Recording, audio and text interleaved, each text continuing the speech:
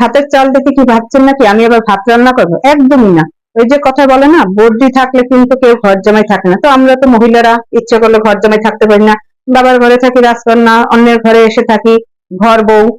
মানে বউ ঘর, ঘর বউ যেটাই বলেন, ঘর জামাই বিপরীত বউ ঘর হবে।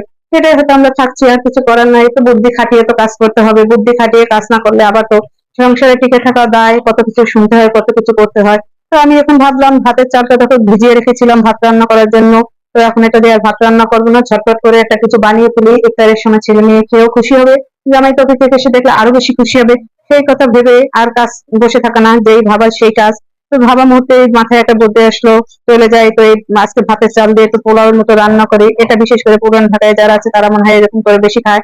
আমাদের দেশ গ্রামেও এরকম খায় না, ভাতের চাল দিয়ে খিচুড়ি খায়, অথবা ভাতের চালে খুব যেটা বলে সেটা দিয়ে লতা নাকি বলে সেটা খায় নারকেল দিয়ে।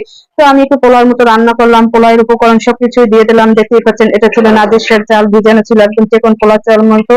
তো আমি ঘি দেওয়ার কারণে এটার স্বাদটা এত মজা হয়েছে, এত মজা হয়েছে কি আর বলবো।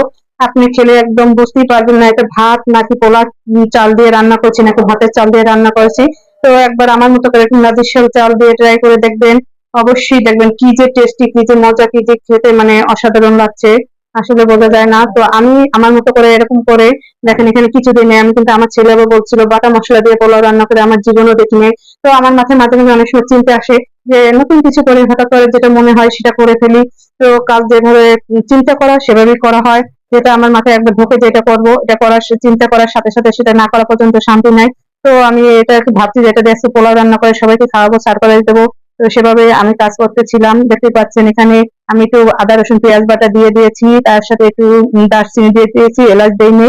আর একটু পেঁয়াজ কুচি এটা পরে দিয়েছি, এটা সিক্রেট ব্যাপার, এটা বলছি। তো দেখতে পাচ্ছেন এটাকে একটু ঘি দিয়েছি, তেল দিয়েছি, আর অন্য কিছু দিইনি, আদারওয়াইজ আর অন্য কিছু দিইনি, আর লবণ দিয়েছি। এই দিয়ে কষিয়ে নিচ্ছি। আদা ধনিয়া জিরা গুঁড়ো এগুলো কিছু দিইনি, দিয়ে তো এগুলো না দিয়ে আমি শুধু বাটা মশলা দিয়ে আর দারচিনি দিয়ে কাঁচামরিচ দিয়ে এটাকে কষিয়ে নিচ্ছি ভালো করে। খুব সুন্দর করে যেন লেগে না থাকে, চালটাকে একটু হালকা ভাজা দিয়ে নিয়েছি। এরকম ভাজতেছিলাম আর গল্প করতেছিলাম। পাশে থেকে বলতেছিল, ওরা কাটা থেকে দেখতেছিল, বলতেছিল মা কি করতেছে, যে ভাতের চাল দিয়ে পোলাও রান্না করে, কি খাবে তুমি খাও।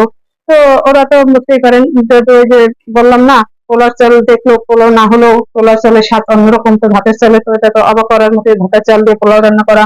তো আমি আমার মতো করে চেষ্টা করছিলাম আর ওদের কথা শুনতেছিলাম। তো দেখতেই পাচ্ছেন আমি এই যে নেড়ে চেড়ে ভালো করে খুব চটপট করে নাচছি। দেখেন, নাড়ার ভিতরে আমার আবার একটা কাজ করতে গেলে সবসময় পরিপাটি ভাবে কাজ করতে খুব পছন্দ। যেন অনেকে কাজ করতে গেলে নাচতে গেলে কড়াই কিনতে পরে চুলের উপরে পড়ে থাকে, মশলা পরে, এগুলো পরে, আমার না। এটা সবসময় আমার বড় কোনো বলতো যে আমি কোথাও যদি নাচতে জব করতাম তাহলে খুবই করতাম, যদি সুস্থ হয়ে যেত, ভালো হয়ে যেত।